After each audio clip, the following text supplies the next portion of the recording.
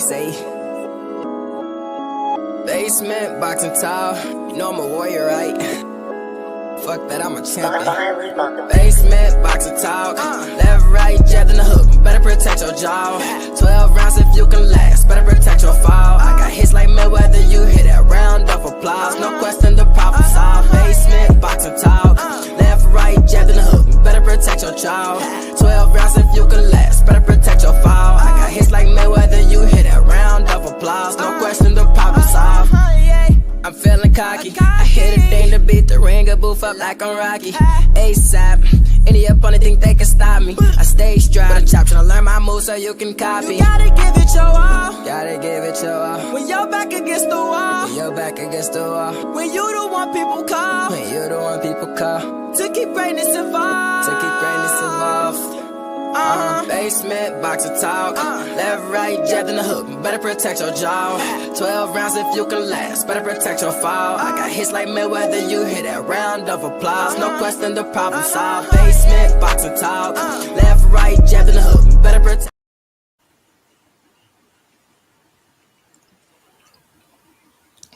It's your boy Basement Boxing Talk coming to you live. And I got my partner, Black Star Sports TV, in the building. What's good brother? Man, what's going on, bro? Been a minute, man. We're gonna crank it up though. Yes, sir. Yes, sir. Yes, indeed, man. Oh, okay. Here we go. Yeah, been a minute, man. Been a minute, man. A lot has prospered in boxing. And you know, got a few things to talk about. Kind of want to stay on subject today. Don't get off topic. One of the first things I want to ask you about is, it was shocking to me. Did you see the apology that Keyshawn Davis did on his Instagram live yesterday? Man, no, I didn't see that. I didn't know I thought he wasn't trying to do that. Okay. Man. Let me see if I can play a clip for the people out here.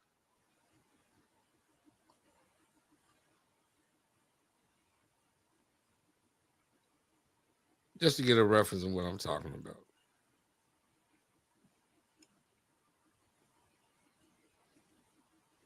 It's been a long time coming. Like,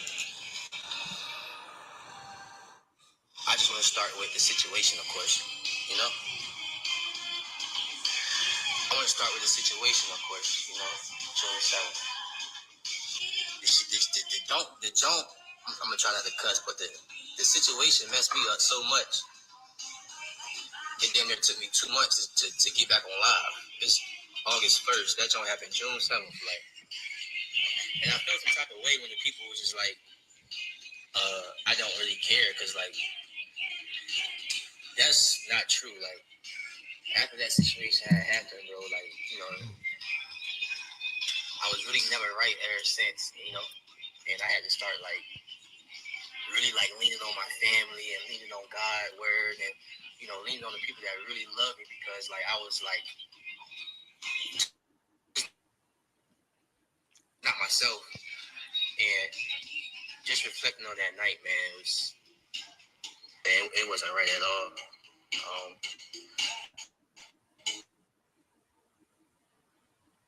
Me making weight wasn't right. It was a lot of stuff that I was doing that week off camera that wasn't right. You know what I'm saying? Like fighter meetings. I had fighter meetings that I was snapping the fighter meetings, and that wasn't right. And I apologize to the person that I did snap in the fighter meeting. I hope somebody screen recorded this. But I apologize. I'm apologizing right now to the person that I snapped on in the fighter meeting. I apologize, bro, and hopefully, you know, we come face to face one day and we have a man-to-man. But I apologize to you, and you know who I'm talking about. I apologize to my family, you know. I feel like I just let everybody down. Like, ever since that situation had happened, I just see and I just hear a lot of things that got set back. because of me. You know what I'm saying? And that shit just not an easy pill to swallow. It took me a long time to really just confront this stuff. And with all that stuff that happened, you know, it take more than a week or two to just come back and apologize. Really wanted to like wait so y'all can really like feel me. You know what I'm saying? But missing weight, I'm professional. And I see why y'all was saying like look like it didn't care. My body language looked like it didn't care. Like just everything about me looked like it didn't care. But y'all, what y'all don't know about me is I come from a lot and come from having to build a shield up, so nobody can never even know. Like nobody can know like that's fucking with you. Like y'all don't even know like before. Shout out to Fight for the interview. Yeah, it was just it was amazing to me that it took this long for the apology. I'm not downplaying Keyshawn or Keyshawn's team or none of that. I'm not downplaying him. None. It's just I thought that a guy of Keyshawn's caliber, he called himself the businessman, would have publicly made an announcement way ahead of time. It wouldn't have took this long to make an announcement and get an apology. You know, there's a lot of sponsors was behind that fight. It was a lot of money behind that fight. Sure was, man. And for the money thrown though, and disregard promoters and sponsors, I thought somebody from his team would have maybe been come out and publicly say something about it. But what's your thoughts, Black Star? Yeah, it seemed to me, man, that you know, he was all in his head, and you know, his he got that home fight and everybody was there and his head had been blown up, you know, and he allowed that to blind him from the fact that, like you say, he the businessman, but he wasn't making no business decisions. His ego had gotten out of hand now to the point where he felt like he ain't had to give one. Everything was going to be there and there's nothing he could do to mess up what he got going on now. But now he realizing that, hey man, he done messed up the money. Nobody want to put no money. Nobody talking about him now. Everything done went silent. So now all that hype that he had done calmed down, and here come reality telling him, "Hey man, you know, hey man, I messed up now. I got to go ahead and say something."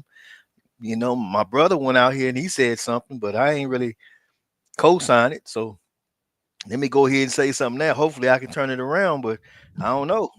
Could be too late. You know, boxing then went on. You know, you got Manny Pacquiao in there now. It seemed like Manny jumped in there and took his spot. Now, everybody, all the little uproar that he had there, that went down, and then the Manny thing don't went up now. And I don't know. I mean, who would he fight now? You know, he talking about fighting the guy that you know, he had that little altercation with, man. But that's a step back. You know, he was supposed to been going this way. You know, you're gonna slow down and go back and handle something that don't make no sense because he beat your brother. You know, that's your brother's business to get that rematch. That's his fight. That's not your fight. You know, you supposed to been on your way to Shakur and all them, but you know, he ain't I don't think he'll fight Shakur.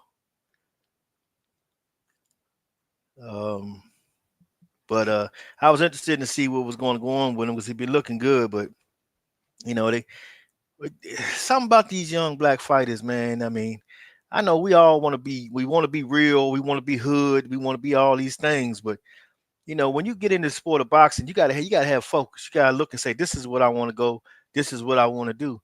And anything that you do got to be on the same path that's going to forward that. It can't be that I'm gonna go out here and I gotta impress this one over here and that one. Man, hell with them.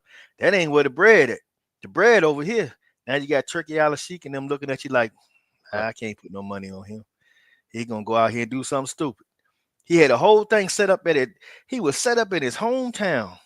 Everybody in there rooting for you. How many fights you gonna have like that? Hell, Marvin Hagler didn't have a fight like that early in his career. Shit, when he fought for his title, he had to go over there and take bottles to the head. You know, here he come in here taking that for granted. How you gonna take that for granted with all that? You know, I'm disappointed, man, because Right. you know he Right. got to get it back on, man, and that's crazy. I think for him, he shouldn't even worry about fighting that dude. Leave that to your brother. Let your brother get that rematch. Let him go get his get back. You go on and do what you need to do. You know, it's just crazy to me, man, because I mean it's a TO fight sitting out there for somebody. You know, I don't know. Maybe he'll had a heart to get in. Well, I doubt it because he was so shook Keyshawn at that damn press conference. I'll never forget that, man. The dude sitting there with the book. Huh? Man, I can't take none of these TO fans credit. I don't want to change the subject, but I'm pretty sure we'll get on that. We'll get on that. I couldn't understand that, man, for nothing. Okay. So I got a question for you. Keyshawn didn't make weight at 135. So, assumingly, we can say that Keyshawn's not coming back and fighting at 35. Yeah. So, if you're handling Keyshawn, you put the past to the past. I made up. At 140, what would be your approach if Keyshawn was your fighter? I'd be on T.O.'s ass. I'd be on T.O. ass extra heavy because right now, that's the biggest fight he can pull right now. As far as selling, you know, because you got a unusual amount of boxing fans who think that T.O. is something. I mean, it's like he can do things and people just don't see it.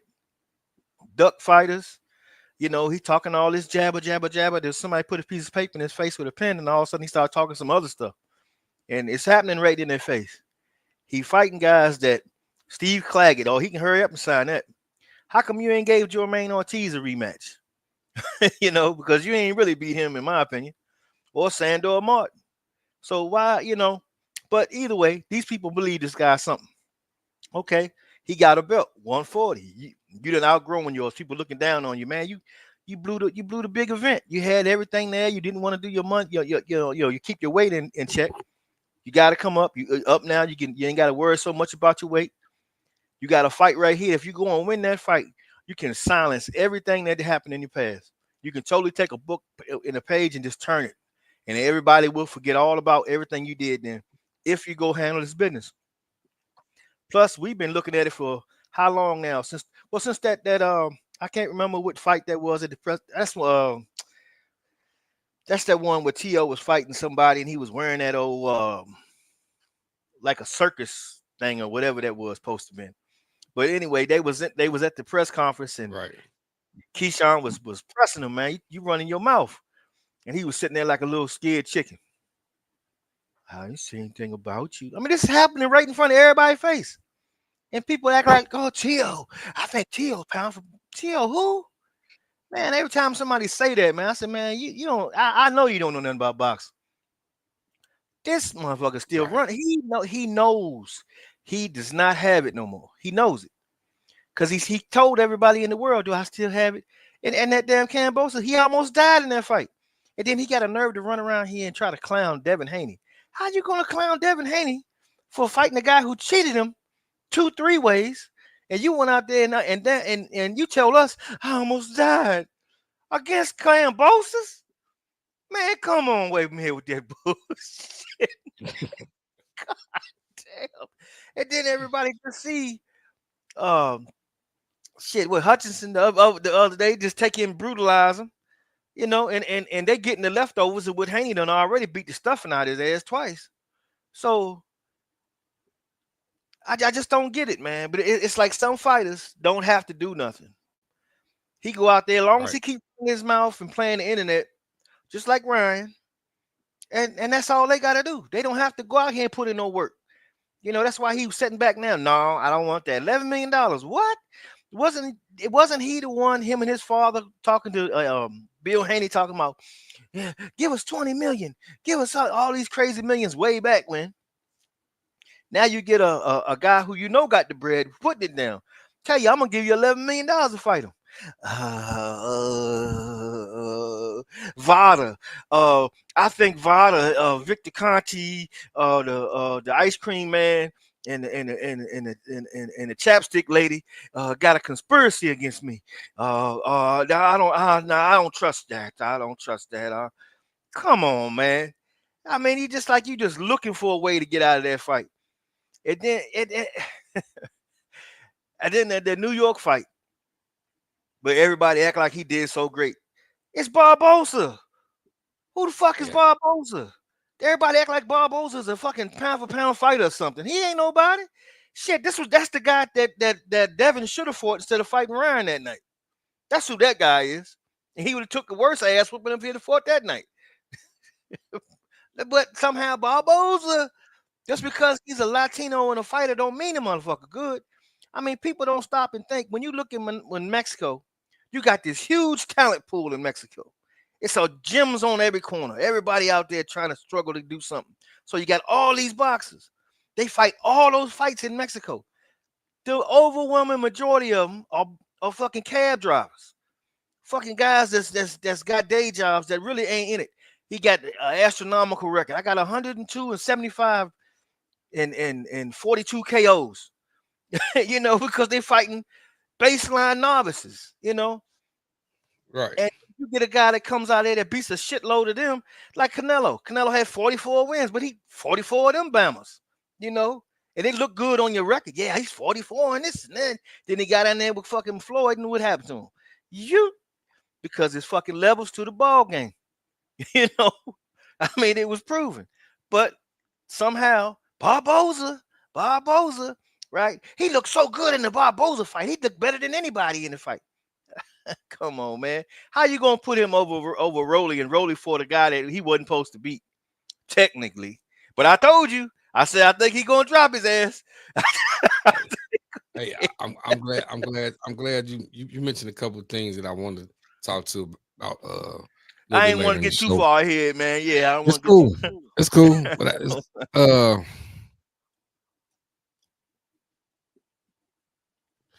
So we agree. We in agreement that Keyshawn should move up to 140.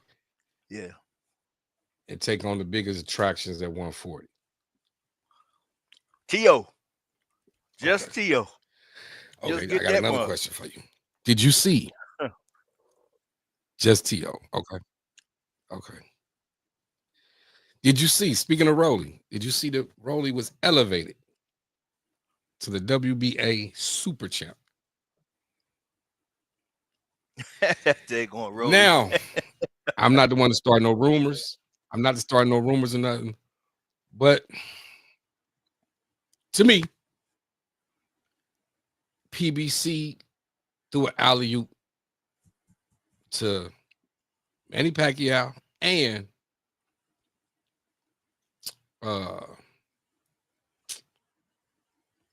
what guy he just fought? Mario Barrios. Mario Barrios. To me, PBC threw them an alley-oop. Like, hey, you know, I owe you guys a fight. You're going to make this fight right here happen. Hopefully it sells and the people are attracted to it. We bringing Manny Pacquiao out, Mario Barrios, do your thing. To me, Mario Barrios, I'm not saying he was gun-shy in that fight. I think he was starstruck. It was more or less, I'm fighting a guy who I looked up to. I've looked up to for so long. And it was moments in the fight that Mario Barrios could have took over, and he didn't. But then we seen it in the later rounds. Yeah. Of the fight. Yeah. And we was like, damn, Mario, why you ain't do this from the beginning? So, not to get off subject. So what this is saying, Manny Pacquiao and Mario Barrios come to a draw. They elevate Rolly to the WBA Super Champion at 147. Is it possible we could see Rolly and Pacquiao? And like it's a very good shot. I mean, if I'm because Rolly, PBC said they did. PBC said they didn't get the numbers they're looking for.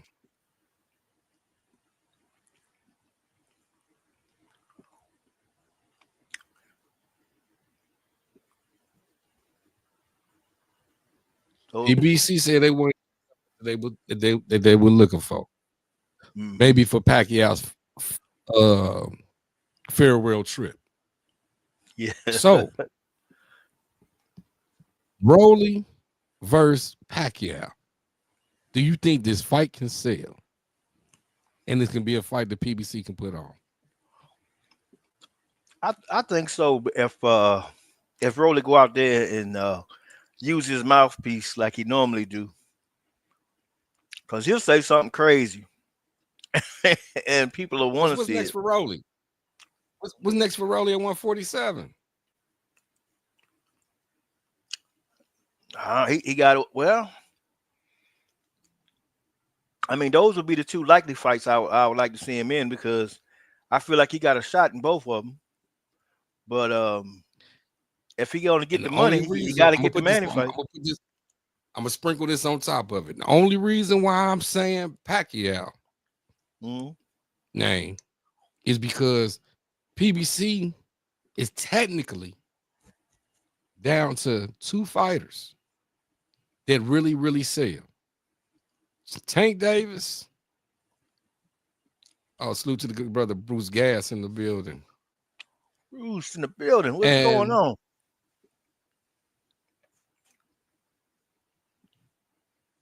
The Mexican Monster, David Benavidez. Them the two top fighters the PBC has that can sell pay-per-views right now. Yeah. And while PBC still has their hands tied to Pacquiao, this is why I said Pacquiao, because we know Tank, whatever he's dealing with, we don't know. Yeah. So now PBC's really left for Benavidez to sell a pay-per-view. Who else?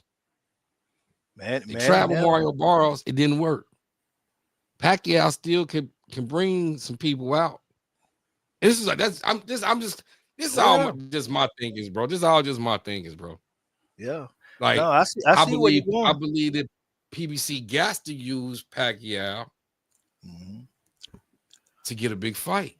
And who else can he get a big fight at 47 with? He tried it with Barros. A rematch? Nah, that's not gonna work.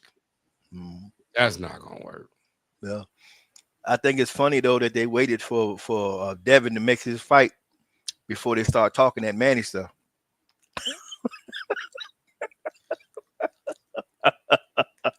Because it could have been Manny and Devin, and that would have sold crazy. But that's not an in-house fight, right? That's exactly what I was about. That's the next thing I was gonna say. You know, PBC, and they kind of known for in-house fights, and well, they need something to pick them up, man. Because PBC looking bad because you got the Charlos out here. I don't know, they playing hopscotch or something, man. I thought these guys were fighters, man. I'm really disappointed in them. Earl, I think Earl just got a lot of problems around him right now. Who's going to be the trainer? You know, I mean, I don't want to get too far ahead of the game because you might want to talk about that anyway. Oh, cool. Let's talk about that real quick. They also said too, it's been in the talkings in the media. Maybe Earl Spence coming back fighting Victor Ortiz Jr. Virgil Ortiz. I mean, my bad, Virgil Ortiz. Yeah. At 54. I tell you though, I still feel like Virgil Ortiz need to be at 160, man. I mean, he almost died to stay at 147. 54 is a little bit better, but I mean, he's bigger than that too. You know, to be tell the truth. But Earl is too. Earl, I mean, if they fought at 160, I think I like that fight better. Both of them. If Floyd Mayweather said he liked the Earl fighting at 160. He might be spot on, man. You know, because I mean, Earl big dude, but you know, being out like that, I don't really like him taking that jump. I know he like to go out there and take on the tops all the time, but it's time to go ahead and kind of break it down to a medium a little bit. Get your foot wet, go out there one more time, build your confidence a little bit, because I mean, it had to take something mentally. when somebody drop you with a jab and you see that, you say, dang, he dropped me with a jab. It gotta affect you, man. You know, especially you a guy going out there taking heavy bombs and you ain't never wavered, and all of a sudden you got dropped. You got to question yourself a little bit, like T.O. did. Do I still got it? Type of thing. So you got to get them rounds in there where you go in there and show yourself, man, hell, it wasn't me. You know what I'm saying? But who would train him? You know, I heard talks that Frank Martin said Buddy McGirt. And I'm thinking, you know, if Buddy McGirt training Earl, I like that. I like that. I think that's the perfect other guy because his style and Earl's is kind of similar in the way that they fought. I'm surprised at you. I'm surprised at you. Really? I thought you might have said Kevin Cunningham or something. I could see that too. I mean, that wouldn't disappoint me, but he would be the guy. But only reason I would have probably never named him is because he worked with a lot of European fighters. So it's kind of shocking that he did it. But I think I do see the fit. You know, even with Frank Martin, man, I think Frank, man, Frank could have been Lamont Roach. he just, I think he let him get in his head, and when he got off the gas pedal, when he was on the gas pedal, man, he was handling Tank. Tank wasn't giving him a whole lot of nothing. Tank was kind of like, okay, shit, what I'm gonna do here? But you know, he still was talking, but. When you stop and you settle and you lean up on a rope against Tank, damn, man. When soon his feet stopped moving, I said, "Oh no, man." See, listen, not to go back in time real quick, but I'm gonna remind you of something real quick. Mm-hmm. With that fight, I believe Frank Martin had a good game plan, but just like Frank Martin, just like Kell Plant, and Tony Harrison, a few other fighters in the later rounds, it started to drift off. Mm-hmm. And in the later rounds, he come to 6th round. I think he used so much gas in the first 6 rounds of that fight because this thing, fighting Tank, it's a mental chess match. So not only is it mentally, it's physically, because physically he's taking punches, he's taking some abuse. Yeah. Physically, he's moving around the ring more than he has moved in any other fight. Mm-hmm. And I say the same thing with Kell Plant. I'm just me. I'm just basement. I just love talking boxing. But if I'm a fighter of that caliber, and I know that maybe this is probably some of my best things is probably to take Tank to the later rounds, I'm going to train for 20 rounds. That's right. That's right. I got to train for 20 rounds because I don't know how much endurance I'm going to use per round. But if I train for 20 hard rounds, I'm prepared to go in there and fight 20 rounds, I should have enough endurance to go 12 with this guy. That's right. And I believe that's the problem. But that was the problem with Frank Martin. That's the problem with Kell Plant.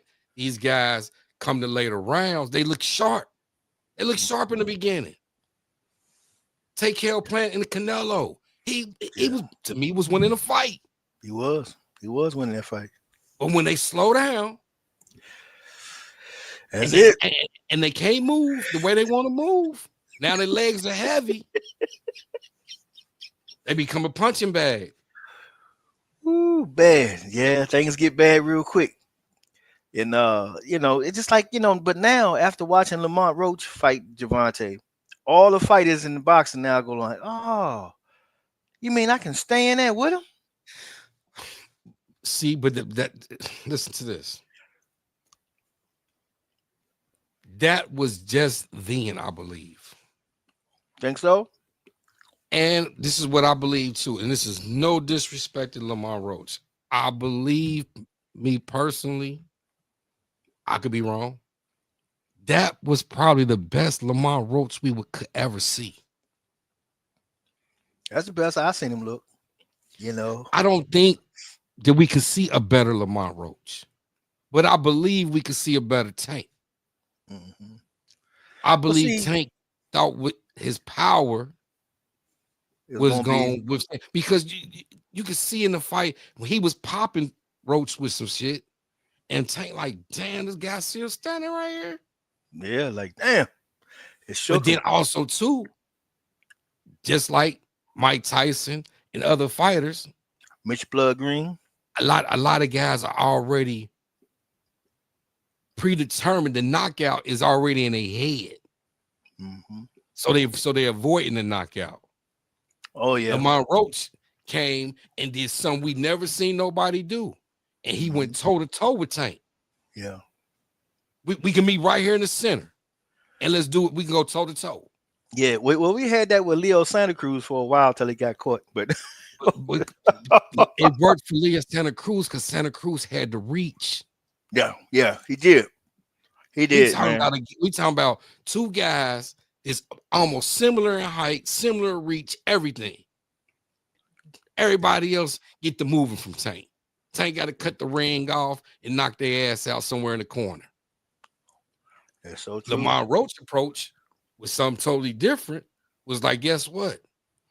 I know you. I'm gonna stand right here. I'm gonna stand right here. And that's the big thing, is he knew him, and he knew what he was getting in there with, and he was confident. He didn't waste no energy. Everything he did, it was something to it. He wasn't nervous. Let me get over. It wasn't none of that. He was precise with it. He kept everything tight, and then his counters was right on sharp. And then it's like, man, the man should have got the fight. I mean, it's a shame that boxing didn't give it to him because he deserved it. I'm so glad we're talking about this. And while we're on this, I don't want to cut you off on this, but I'm gonna stop you right here. This is leading to the next question. Kyle, Brian Norman Jr. and your boy Devin Haney. Yes, sir. I believe this fight right here is going to be similar to what we seen with Tank and Roach. Meaning, I'm taking Roach on this. I'm taking Brian Norman on this fight. You taking Norman on this one? I'm taking Norman on this one. Oh man. I think you started to make me wonder now. No, bro. This is some of the reasons why. You know I love Haney. Mm-hmm. I think I don't want to sit up here and say what everybody else say. Yeah, I think he gunshot. That might have been the game plan that they came in to use, particularly for that fight. But I still think that fight with Ryan took something out of him. Yeah, but I think that's the necessary why this fight is necessary for him, though, because if he can go through there and conquer this right here, then he can eliminate that out of his mind. Hey, listen to this. If he conquered beating Brian Norman and winning the title at 147, man, I salute him. And guess what? He stepped up. He stepped up that much. Yeah. I think he. The only thing is, I'm just saying. They say you're only as good as your last fight. I'm not even gonna take your last fight. Mm-hmm. I'm just gonna take his last two fights. Mm-hmm. And the last two fights has been 3 years, right? Yeah. And it's a shame that people use this last one with Ramirez against him because they knew they put a fight in between him. He really wanted Ryan, but you make him have to get through this guy to get back to him again. So he's not gonna go in there and take no chances. Why would he do it and blow the big fight? And then here come Ryan blowing the big fight, But the one thing that I love, one of the most things I love about Devin Haney is the fact that Devin is always on the grind. Devin ain't never messing around. You ain't seen Devin smoking nothing, drinking nothing, acting stupid, doing nothing. You don't hear none of that. And a lot of times people talk about Tank and they give Tank his props now, but people forget Devin Haney did him one hell of a favor back in the day when Floyd Sr. kept telling him when Gervonta was messing up, he wasn't doing what he was supposed to do. He wanted to party, he run around with Adrian Broner and them, right? He said, "Okay, I got a young buck in the gym right now. Put hands and feet on you. What are you talking about? And they had the bet. And then when they had the bet, we all know who won the bet. See, but after that fight and that humiliation right there, that Floyd Sr. put on him, then what you got? You got Gervonta in the gym, Gervonta in the gym, Gervonta in the gym. Ever since then, but he had to learn the lesson. He had to be taken down a little bit. But one thing you can say about Haney, and from day one, Haney has always been consistent, man. And I just love that. I love guys that go out there and just they trying and they showing it that I'm doing whatever. I run hills, I jump rope, I do ballet, I do whatever the hell I got to do to get this win. So I support a guy like that, man. And he's doing just the same. He ain't changed none. So that's why I say it's a little bit mental, but I don't think it's as bad as people think. Because for one, he hasn't really changed himself. Like you would think he would be some hesitation, like, damn, ain't no need me doing all this work because I'm gonna go out here and get knocked out. You see what I'm saying? That could jump into his mind, but you don't see it. When you interview him, he still got the same confidence. Nah, we know, I mean, it's levels to this right here. And then you see that knockout that Brian Norman did to Sasaki. Sure. He punched harder than Ryan Garcia. That left hook is way more devastating than Ryan Garcia's shit. Hey, and if he go in there and he get around that, that's one of the reasons why. Don't disrespect Devin. That's why I got Brian Norman, because we know your kryptonite. That is your kryptonite, the left hook. Mm-hmm. And you coming in with a guy that's younger than you. See, this is another thing. He's younger than hungry. Young guy, that's a champion, that's hungry, and wants what you got. Yeah. He want what you got. And this is the biggest opportunity he could have had, because nobody else trying to fight him. And that's the only thing I'm thinking, like, I was Haney team, I would have had one fight before this. I believe he's probably one fight away from this fight. This might be too much pressure. Much pressure. You know, a lot of people. Your early predictions right now. Your early predictions. Haney, Norman. I'm okay. I'm gonna go the other way with it a little bit. I think that it's gonna be a hell of a fight the first 5-6 rounds. It's gonna be some back and forth. Haney probably even get rocked somewhere in there. But I think Haney gonna keep gutting it out. And towards the end, where Brian hasn't been too much, he might get a little gassed. He might get a little, I ain't gonna say stop him, but he might get him to get on that knee one time. And then the fight will end and Haney win by decision. And then everybody will be screaming for the rematch because the first fight was so exciting. That's what I think about it. I think it's a hell of a matchup. It's great for both guys. And I hope it come out that way. And they do have a second fight, because this is two young black fighters in their prime. And a big match that'd be like Leonard and Hearns, you know. It could be a situation like that going on, you know, like history repeating itself in that form, you know. So that would be good, you know, and because, you know, nowadays, you know, the black fighters getting so much hate on them, you know, they gotta operate at this level, because if they come down to any, you know, they throwing them in the trash can. So this right here, both guys got to be on their P's and Q's, and I think that outside that left hook of Brian Norman, he can do some work, but I just think Devin is just at a level that, you know, he ain't seen yet. So this is gonna be new for him. So the first 5 or 6 rounds is gonna be some back and forth. But if he happen to land that down, if he hit him clean like he hit Sasaki, shit, you gotta take the bets off, because don't hit that shit. Oh no. And you know, people forget that the Oh, rumor wasn't spawned that he, you know, he put that work on Javante. So you know, a lot of people didn't, you know, they was like, who was he? Who was it? Yeah, he that guy. So he ain't no walk in the park. been a lot of talks in the new boxing scene too about Boots Yeah, in this. yeah. And Boots he said he wanted to be undisputed at 47. Yeah. And now he said he wanted to move up to 54. Then he wanted to come back at 47. What's your thoughts on Boots moving up to 54? And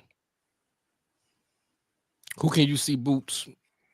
You know, he said, Man. listen, out of Boots camp, they said they wanted two tune-up fights before Virgil Ortiz. 2. Yeah. But you know, Turkey said, I don't do tune-up, so deal with Eddie with that. yeah, well, that's kind of unfair though. That's kind of unfair because the guy hadn't even had a fight at 54 yet, and you're gonna put that over his head against a guy who's really 160 pounder at the least. Because Virgil Ortiz a big boy, so Devin, you know your boy Devin said they sent Boots a contract. Yeah, the fight at 47, and another Boots tried to get him to come to 52. That's another reason why I like Devin Haney, man. He for that smoke, man. So you know that's a good thing, but that's gonna get you in trouble eventually because the competition is so high. You chasing, you know. I think the not to go back, bro. I think that's gonna be the one is the one that's gonna get him got him in trouble, bro. Well, that'll be his coming out party if he gets the win because he beat Devin Haney, and then you're gonna have a legion of guys who already hate Haney gonna jump onto him. He gonna see a little boost in his income. He gonna get a few more fans buying T-shirts, you know. And especially if he knock him out, oh my God, he's gonna be a hero to so many people who can't stand them guys, you know. And it's kind of, you know, I can see where you're going with that, and then you making me less likely to put money on it. but when it comes to oh my God, Philly fighter. Dang it. We was just Boots. Yeah. I can kind of see Boots' dilemma though, because you know you want to get to 54. You got some fighters in there that you can fight. They're not really trying to fight you. That kind of sucked, man. I think for me, he shouldn't have re-signed with Matchroom. He should have took himself over to PBC and fought Fundora. I think he would if he signed with PBC, he'd have the Fundora fight over Earl Spence, even in case Earl was that. That would put him in there. Then once you get that strap, they got to holler at you. So listen to this. Fundora just stopped Tim Tszyu. Man, he made him quit. He quit. A lot of people sit up here and say Tim Tszyu's washed up and all this and all that. I believe, just me personally, the first fight took a lot out of Tim Tszyu. Yeah. But I give a lot of props to Fundora because you can go back to our old videos 2-3 years ago, 4 years ago. Hey, we both said, man, Fundora don't use the jab. Yeah. But these last 2 fights, he used that motherfucker last. He was all the way over there. Boom! Wait. Oh, hold on. So listen. This is what I say. This is why I say this. You say Boots should have signed with PBC. It could have maybe made a Fundora fight. Yeah, I think he would have wrapped it up. What would you think the outcome would be? A Boots versus Fundora. I've never talked to this about to nobody else ever. Boots versus Fundora. Now you making me think. Boots versus Fundora for the WBC title. Ooh, man, it's a good fight. How do you see that coming? I mean, now, like you say, with him using his jab now, you're gonna have to be on the move. You're gonna have to be on the move. And I think the things that Boots has in his favor is I think Boots is a bigger guy, like muscular and got better power. Not bigger as in height, but bigger as in he's thicker. He got a little more when he put a little thump on there, he got a little bit more thunder with him. I think that along with being able to move like that present a problem that even Fundora hasn't dealt with before, especially trying to fight like that. And then he also has a tendency, like Bud, is if you start tagging him a little bit, he'll abandon that shit and he'll come in and want to go toe for toe with you. Now he does that with Bud. I mean with oh my God, what's going on today? Boots. Boots. I think he in trouble because Boots has got the hand speed, he got the power, and he got the feet. And if the hands and feet work together, you got Ultraman in that motherfucker. To me, that's and I think that'll offset a lot of that jabbing. I mean, it's still going to be a factor because I mean, damn, he's huge. I mean, he's standing there, boom, if he land a couple of them, but if he missed one of them damn jabs, now his ass is exposed. And we saw what happened with what's the first guy that dropped him? Shoot, damn it, can't remember his name. Lubin. Lubin hit the first one. He dropped him. He did drop him. I know Lubin dropped. Yeah, but the one that knocked him out and stopped him, that beat him though, the other guy, he was I think it was a Mexican dude. Damn, I can't remember, but I think dude from Australia beat him, and that's how they got that fight together. Right. But for really, Costa Zeus' son, man, that damn Medjamov or whatever that dude name, that dude. Yeah, that fight fucked him up, man. I felt bad for him, man. He got his ass whooped. I mean, it wasn't even no thing. He would every time he hit him with just pop, shit, he couldn't stay up. He was looking, in his face, you could see he was like, shit, I can't do nothing with this guy. It was over, man. And I think he carried that on to that third fight with Fundora, and he was like, man, fuck it. It's just too much to deal with. And he checked out, but I mean, hell, maybe Boots will fight him. Tim Tszyu? Yeah. But if I'm Tim Tszyu, I don't take that fight though. I don't think Tim Tszyu won't no more. I think Tim Tszyu gonna probably chill for a minute. Yeah, he need to come down to competition a little bit and get him a few fights and then go back and try again. Like the old school fighters used to do. They'll lose, they get beat like that. They'll kind of calm down, go back to the bottom and do about 8 or 9, maybe 10 fights. And then next thing you know, he back up here again. Yeah, let's try it again. He done learned, got new experience. His mind done been adjusted. He come back again. I mean, it's almost with Daniel Dubois almost could have did this weekend if he had won, But here come that quitting shit again, man. Hey, I'm glad you flipped it over towards that way too. What's your thoughts? David Benavidez, Anthony Yarde. Oh my God, bro! I'm so excited for this fight. I don't know what to do because I like both of them. I liked it Yarde even before he fought Kovalev, and he gave Kovalev the fucking business, but Kovalev just creaked out on that. And I always say, look at that fight and look at that fucking Canelo fight, and you tell me that's the same fucking Kovalev, you a goddamn lie. Right. Ain't no fucking way, man. Ain't no fucking way. Exactly. But Benavidez is up there where he's supposed to be with the guys that's his size now. And people that was criticizing him saying he was too big for 68 and all that, they saying he's still going through him. When he beat Vostick, man, I told them guys, like, man, like, who's he? I said, man, Vostick is one of the top 3 fucking 175 pounders in boxing. It was Vostick, Beterbiev, and Bivol. Them was the top bad boys up in that motherfucker. And you knocked off one, you ain't got but 2 left. They fought, Bivol is out.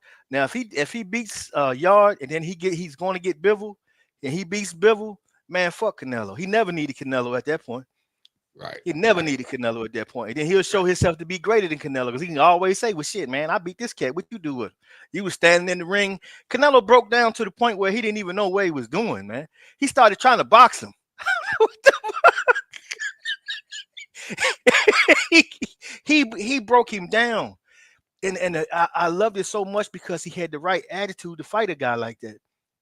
Just like Roach, we was talking about, like Roach stood there with Javante. He stood right there. He didn't give him nothing. He tried to rough him. He would rough him right back.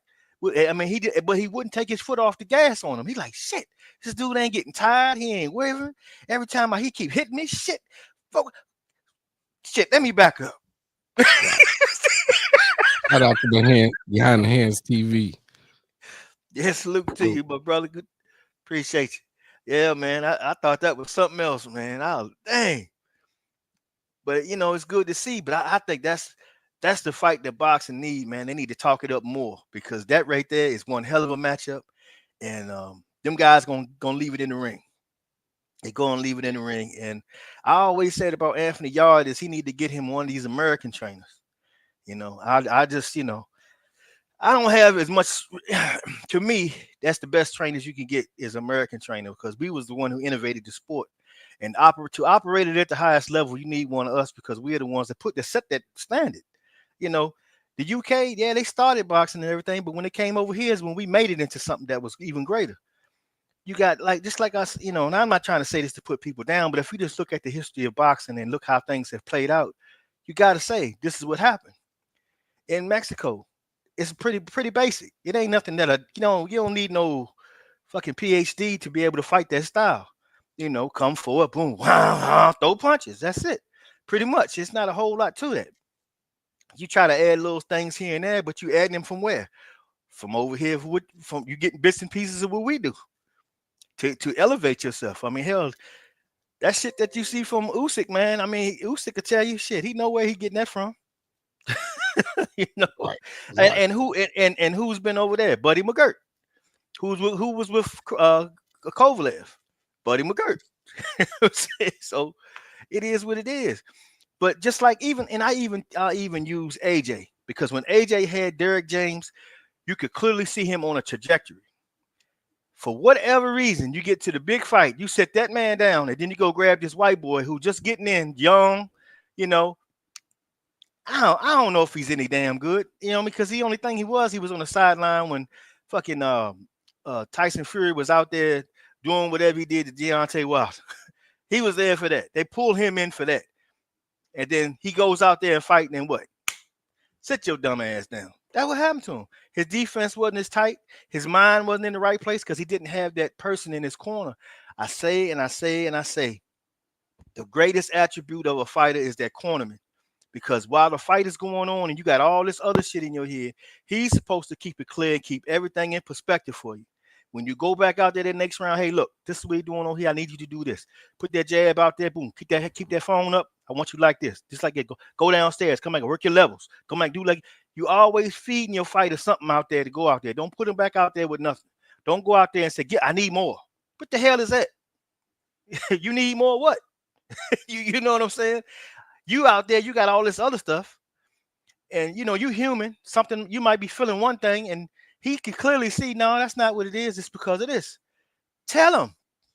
That's the thing about getting it together. And Derek James, to me, even though I'm upset with him about the Arrow stuff, he the best, man. I can't take it. I just got to give it to him.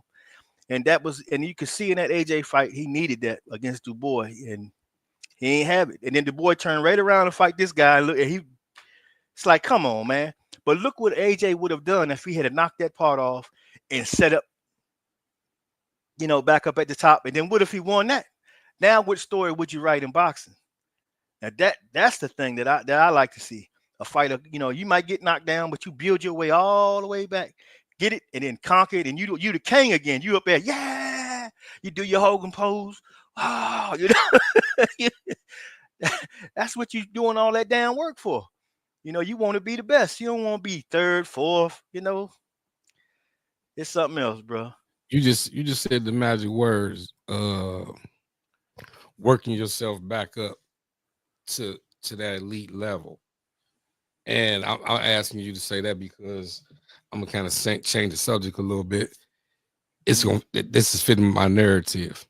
We got your boy Regis Prograis fighting tonight. Regis versus your boy JoJo. You said guys got to work their way back up. This is two guys that's been world champions. Yeah. No disrespect, world champions and had been elite fighters. But Yeah. they both are come on the decline of their careers. I believe it's probably a make or break fight for both of these fighters. Mm-hmm. Yeah. They fight totally tonight. agree. Yeah. What's your thoughts and what do you see the outcome of JoJo and Regis tonight? Man, I hate to say it. I think JoJo gonna get him, man. I don't think Regis is in the right frame of mind, man. He don't seem the same to me. Something done gone wrong with him, and I can't put my finger on it. I wish I could be able to examine it more, but when I look at him now, he ain't the same guy. And the way that he responded after the Denver Haney fight too, kind of threw me off because he's a stand-up guy. He gave the man credit, then turned around later on and want to take it back and flip it, and then all of a sudden now he wants to flip it back again since he lost his last fight. And I'm like, man, just be consistent, and to be real with it, because if you lose a fight, you can't look at that fight with a prejudice and say, oh well, yeah, he just did this, that's how he got me. Well, that's not gonna help you. It's not gonna make you come back and conquer that dude, and you got to look at it and be real and say, damn, man, he kept catching me with that goddamn left hook. He kept doing this. Oh, he kept, damn, he got me again. He got me, let me go tune that shit up. I got to tighten that up over here. Boom. Okay, well, you do like it's counted, block it, count it, mix it up so he don't know. You don't want to fix it with just the one thing. When I'm going to put my hand up. Now, put your hand up sometimes, sure. But other times, counter that motherfucker. Work around it. Take it away from him. Move to his left. Don't go, it's any little thing you can do. Mix that up, because then when you do that, you'll make him make a mistake, because he'll be going for it. He's going to keep going for it. So the more he go for it, what you train for is going to be right in that lane. And everything he do pertaining to that is going to be shit you prepared for. So that's going to put this whole fight in that area. And that's where you want it. And if you can keep him in there and you work off of him like that, man, that's where you can flip the script on it. But if you don't, and you go out there and say, well, it's just because he older than me. Shit ain't gonna do it, buddy. You're gonna get clipped, but I think JoJo might get him. You got decision though. I think a decision though. I don't think he'd knock him out. His decision. We got Oscar Durante fighting Kenneth Sims Jr. Oscar Durante fighting Kenneth Sims Jr. in Kenneth Sims Jr.'s backyard, Chicago, Illinois. Yeah. Kenneth Sims is supposed to be the A side. Yeah. But we'll see tonight. A little bit like the B side. Yeah. Yeah, he got something to prove tonight, and he need to be focused on proving that. He can't go in there feeling like, I'm the A side and start, letting his ego take away, and be real and look at what he facing tonight. And if he can pull it out and beat him, that's a solid win, and that's gonna start some waves going in his favor for future fights. Will he do that? I think he can. I think he just might do that. I think he just might. Duarte's a tough dude, and he presents some problems. He does. But if this guy goes out there, Sims, and does what he's supposed to do and works to the best of his ability, he should pull it out.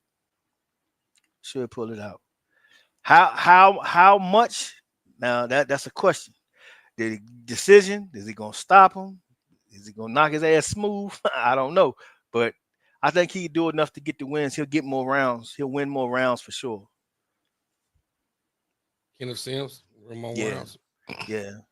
You see him with a decision? That's the way I see it. Yeah. Kenneth Sims for the decision. That'll be good. This is gonna be a good one. Be a tight, tough ass fight though. Yes, sir. And now they penalize you for moving. If he throw a punch, stand there, eat it first. You got to eat it. Pow. Okay, he's standing in there. It's great. Yeah, I mean, this fight really had me thinking. Like, Durante is a Golden Boy fighter. Kenneth Sims is a Golden Boy fighter. But it's like they're giving Durante all the A side like privilege, but Kenneth Sims is really supposed to be the A side. And this is Kenneth Sims' homecoming. Like, is this a way for you to lose and motherfucker get rid of you?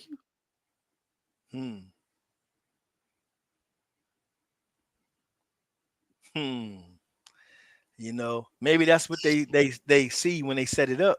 Maybe that's what that way they foresee it, you know, because sometimes they have a tendency to overvalue fighters like that, you know. Not to cut you off, but I just thought about this too. You know, Chicago does have a lot of Mexicans too, so yeah, it kind of makes sense. Chicago too. Yeah, it'll be a good mix. There probably be better fights in the crowd than it'll be in the fight. No.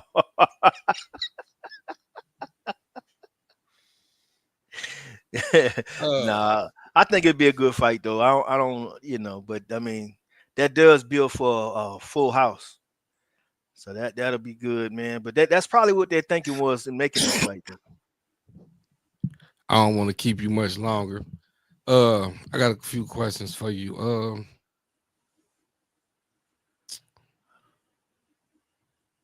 What's your thoughts on the Bud and Canelo coming up? What's your thoughts, man? I know you see everything that you see, whatever. You know, what's your thoughts? What's your pre-predictions? And what do you like and what you don't like out of what you're seeing? Man, I tell you what, I think Bud, I think, you know, ever since he beat my boy Earl, man, you know, I ain't been a big fan of Bud. And anybody know that followed us know that, you know, but it puzzled me, man, because I ain't never been so wrong about a fight in my life, man. I ain't never been that off. I took that shit personal. Hey, man, it's like I ain't know what the hell I was talking about, you know. But looking back at it, man, and really seeing in the moves he making, I think Bud really fooled the whole damn boxing world, man, because he's a much bigger guy than we let on. One of the things I thought why Earl would beat him was Earl was bigger, stronger, right? And I thought that was going to play a part. But that wasn't the case in the fight. And then I wonder, how come? How is that possible? Well, when he first fought the fucking Australian dude, shit, what is his name now? I keep forgetting his name, man. The guy that beat Pacquiao, Jeff Horn. He fought Jeff Horn on fight night. This man was 160 some odd pounds on fight night back then. So if that's what you was weighing then, that means you was cutting weight like a motherfucker all that time for them years while you was talking all this shit to Earl. And when the fight happened, shit, there wasn't no weight difference. You had an advantage because really, if you was 168, 60 something at that time, and then you figure 4 years later, 4 or 5 years, whatever it was, now y'all fighting that night. I mean, Earl was coming out of there, but Earl probably wasn't as much out as you was, because now you look at Bud now. Bud was 175. What the fuck? I mean, how you know? So now you know where this little power that seemed to carry. Oh, I see why I carried. Because your ass wasn't no motherfucking 147 pounder. You was in that month. That's why he worked 7 days a week and he always in the fucking gym. You know? I said, that son of a bitch hood with me. He got me, dog. He got me. Hey. He got me, man. Anybody who follows, they know we both had that. So what, you know, give me a prediction, early prediction. Canelo Crawford. Well, I go back to the Earl fight again because that shit traumatized me. Shit did, bro. I gotta admit it, man. I gotta be a man, admit it. But the thing that I think that Bud can pull it off, and the reason being is the little movements inside. Bud don't waste no movement. He moves, but he don't move like I'm running all the way over here and I'm running all the way over there. He'll move a step over here, a step back over here. He'll come in, he'll come out, he'll move. Everything is in tight and personal. It's very precise. And now I start to see what the genius is about Bud, Annette, there. And Bud is very good at that. Being able to do that, not exerting energy while making this fool do all the energy because his feet ain't as good, trying to keep up with you, gives you a hell of an advantage. And if his feet ain't flat and he can't get that twerk on that punch, his punch ain't going to be as hard. They're not going to be as frequent. And if he can make a break like that and counter him well, I done already seen Canelo basically stop and change his whole style against Bivol because he couldn't make contact. And that same frustration can happen again in this fight. And anybody hearing me say this now would have never thought they would hear it from me 2 years ago. That's for sure. Hey. and listen to this. They asked me, and I said, man, well, listen, the blueprint has already been kind of paid for Bud for this fight. Yeah. We seen Floyd dismantle Canelo basically with the jab. That's it. Because like you said, Canelo he like Pacquiao. He got to reset. Mm-hmm. And if he can't catch you in that rhythm, then he bounced back and he resetting again. Mm-hmm. But if you go back to the Floyd fight, Floyd kept the jab out there. And got them anytime he made it past the jab, Floyd was countering with the right. That's right. He led the dance all the way through. He couldn't get the lead. With Lara. If you look at the Lara fight. Yeah. If you go back and look at the Lara fight, a lot of people had Lara beating Canelo. Lara used the jab. Mm-hmm. If you go to the Austin Trout fight, even though Austin Trout lost the fight. Yeah, he was doing damn well. Austin Trout did damn well against Canelo. But it was a jab for Austin Trout. That was the difference in that fight. Yeah, Caleb Plant too. Caleb Plant was doing Caleb Plant, the jab. Yeah, and here's the thing too. Anybody saw the jab all day long? It was beautiful. It was beautiful.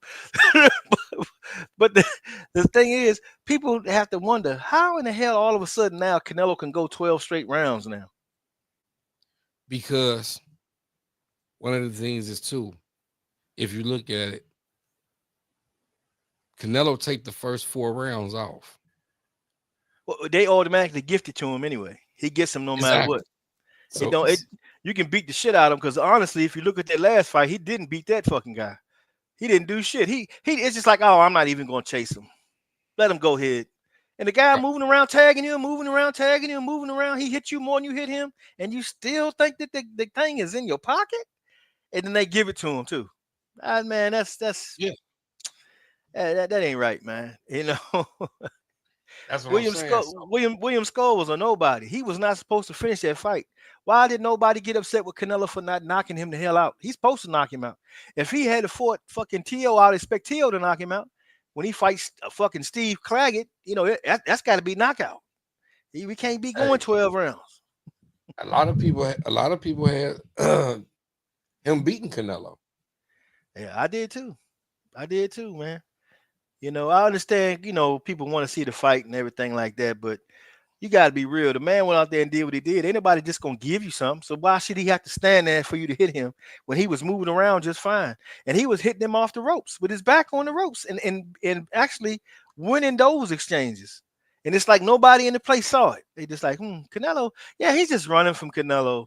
And we're just going to excuse everything that we're seeing. But, I mean, would Skull had went the distance if he had been fighting Marvin Hagler? Would Skull had went the difference if he was fighting Tommy Hearns or Roberto Duran or any of these great fighters? Hell no. Would anybody expect it? No, because we would already know. Okay, he doing that. Okay, about round 9, 10, he'll go ahead and put him to bed, and that'd be the case. He ain't never tried, so he don't take a risk. So how do we know that he don't take a risk and get clipped somewhere in there? It don't take and it can happen to anybody. you know, and they just automatically just take it. Nah, Canelo's just got it. I've never seen any fighter. I don't give a damn who you mention. You can even mention Floyd Mayweather. I've never seen no fighter get more credit for doing less. He gets fights that, I mean, even when he was going through the European circuit, you know, he was fighting a bunch of guys that Callum this and Liam and all. Oh my God, man. Them guys was going the distance with him.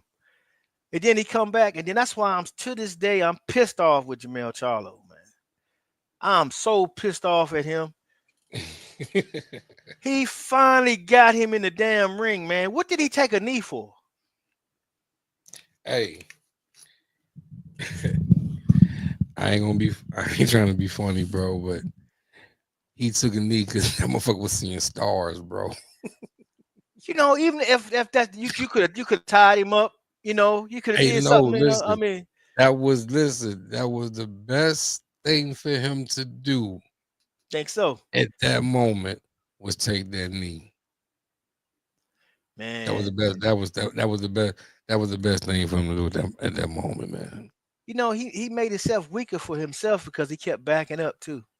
You know, he took off his own power backing up, moving around so much when he should have just stayed in there, stood his foot and banged with him. You know, but like, okay, once again, we ain't gonna keep the show going too much longer. I got a few things to do, but we gonna what's the word? My name is Smoke with TV in the building. What's good, bro? Salute to you, good bro. Yes, indeed. But no, once again, what I was gonna say with that fight, I believe energy was too much energy used, bro. Yeah, he wasn't. He didn't go out there and fight like I thought he was. No, remember he put the weight on. Yeah, which he came in big, which I didn't agree when matching Canelo coming in at 68, but then also too, he moved a lot more than we've seen him move in fighting. So once again, to go back to lack of preparation, because when he stopped moving, he was getting hit. You feel me? Now exactly. when he started getting hit, he realized like, God damn, I'm in here with a motherfucker who can crack. Yeah. So back to you saying taking the knee, I understand I'm probably taking the knee because nigga, it was either that, and then you gotta think. Remember that was close to the middle of the round, bro. It was still time in the round. Yeah, exactly. That was the best thing for them do was take a knee, take a stand at 8, get the 8 count, regroup, and survive. After that, it was just strictly survival. Yeah, but, and that's you know, that's man, it's so sad because like you said, preparation. I don't think he thought the fight was going to go a certain way. It didn't go, but he wasn't prepared for the wrinkle. I believe we wanted it. We wanted more than what he did. Yeah, it was more or less a financial situation. You feel me? You know how long they chased him, and you finally get the opportunity to get him in the ring, man. Please. And then then they have a tendency to be arguing with people sometimes, and they really dumb when it comes to that because they don't see the benefits. You know, all he had to do if you wasn't you had any doubts or you wanted to be prepared. I would have visited Mayweather. I would have hollered at Bivol. I would have hollered at everybody that I saw do well against him. And I would have gathered. I would have brainstormed. What should I do here? I would have got in training partners to come in and just fought like that. Just like we saw Shakur Stevenson do with Zepeda. If he had went in there and had a little of that with him, with Canelo, he would have made Canelo wear himself out. And then he could have turned it up on him. You see? It's but it's preparation. You got to look and you got to strategize and you got to look what you really up against. Cut out all that shit on the inside of you that you feeling your ego and all that. Just put that shit to the side. Look at what this is right here. Talk to the guys. What you thought was a difference in the fight when you fought him? How was you able to do this? Well, I did this. I made sure of this. I didn't. Oh, okay. Get your ass back in the lab and grind it out. Shit, I would have called me some fucking cruiserweights to come in there and just bang on me. I'd be in that motherfucker. Shit, help. Yes, sir. You know, Yes, sir. I remember hearing Evander Holyfield say after the which fight was that now? Before he fought Tyson, he said, "Man, I was in there with I forget who his training partners were at the time, but he gave them credit. He said, "Man, I was in there with them. Them guys was beating me up, man. It was looking pretty sad in there all this time, man. But here he was at the biggest win of his career at that time, and he explained to you how he got here. Right. He didn't have no ego. He let them guys go in there and beat the dog crap out of him. If you're looking bad in there, some of them cats, man, get him out of here. He making me look bad. You see what I'm saying? They're not trying to get Right. better. He took the ass whoopings. He said, "Man, I was hurting. I was down, man. They no doubt they beat me up, man. And it looked pretty sad, man. But I want to get," and he thanked them guys. That's boxing right there. That right there, man, is why Evander Holyfield will always be one of my all-time favorites. And that's what these fighters today got to understand. Yes, sir. It's so much going on, and this thing ain't easy. You can't take this shit for granted. This is real out here, man. I'm not gonna give this dude a chance to take my damn head off my shoulders, man. I ain't gonna be able to speak later on in life, man. Hell no. And then first of all, I gotta get the win. Gotta get the win. I mean, what else? What are we doing this for? And if he had took the time and done those things instead of, "Hey man, they can't be all that old stupid young dumb nigga shit," he would have had much more success in that fight. Now you got Jamal out here. What are they doing, man? I mean, they getting older. You know, the money they getting older and the money getting spent. What the fuck you gonna have now? You're gonna be one of them guys standing on the street corner outside the boxing gym. Yeah, I used to do like this. Man, fuck that. You better get every dollar you can get while you can get it. I wouldn't fight no once a year. I fight 4 times a year at least. And everybody don't gotta be top flight fighters, but you fighting somebody. You fighting the mid-range guys. You keeping yourself going. I mean, when Tyson won the fucking Undisputed, he fought 20-something fights in a row, all the way to the end of it. And at the end of it, he was the undisputed champion. That's the run he went. He was All sharp. Right. I understand that. Not to cut you off, but yeah. I believe, and we can. This is what we can do, because we'll be going forever. Yeah, Next week, that could be the topic of our conversation. Is I don't believe is Jamel. I don't believe it's a lot of these. It's a lot with a lot of these fighters. I believe it's PBC right now. Yeah, PBC, man. I don't know what's I believe it's PBC because, like, this is a repeated pattern. We're seeing PBC fighters. Not we used to seeing them fight at least once a year and once every 18 months, but now since PBC has left Showtime and things have been going wherever they're going, we're not seeing PBC fighters fight as much. We seen Mario Barros fight on this past PBC card, but we also seen him fight with Turki Al-Ashiki too. We've seen David Benavidez fight with Turki Al-Ashiki. So, other than them, it's maybe probably a few other PBC fighters who have fought, but I believe it's some internally with PBC or something going on with PBC. So that's why we haven't seen a lot of their main hitters. But then also too, their main hitters are getting older too. They're older. They're not they've been superstars for 10 years, 12 years. So time running out.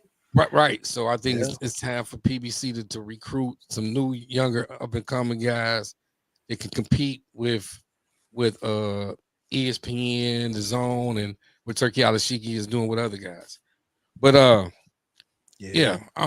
we'll make that a topic of next week. So predictions once again, you got Jojo Diaz over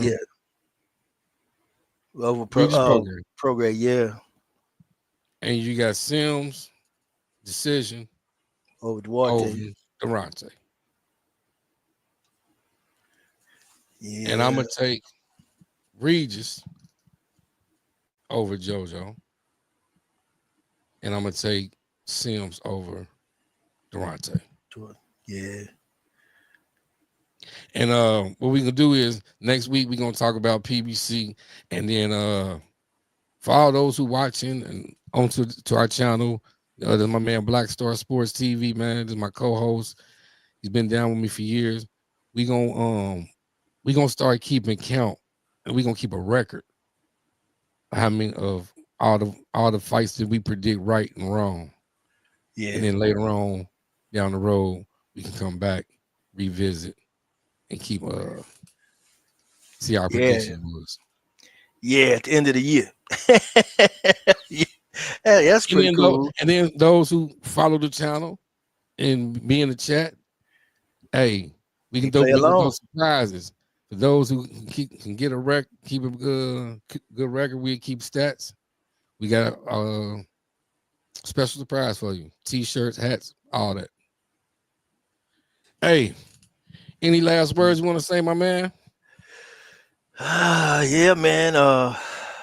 Shoot, it's good to get this one back in, man. It's been a minute, man. So we like I say, we could go 4 or 5 hours for sure. But it's good to be back, man. Chopping it up with you, bro. And man, and I know a lot of people gonna see this on the replay because this is the first one, and everybody been running around. So once the word get around, man, they be done filled it up in here again, and we chop it up some more, man. But I like that with the picks and stuff, man. So hey, we're gonna move forward with that, man. But if you haven't subscribed to my good brother Black Basement Boxing Talk for sure, and check me out too as well. And we'll be back next Saturday, do the same thing again. Yes, sir. Yes, sir. It's your boy Basement Boxing Talk, man. This is my boy Black Star Sports TV, man. Follow him on all social media networks and the YouTube channel. This your boy Basement. I appreciate everybody who came through, man. Those who was in the comments, Bruce Gas, Behind the Hands TV, Smoke With Me TV. Those who watching and subscribe to the channel, hit the like button, man. I appreciate everybody for coming out, man. This is your boy Basement, man. Appreciate you guys. See you guys next week, and we out. Blue.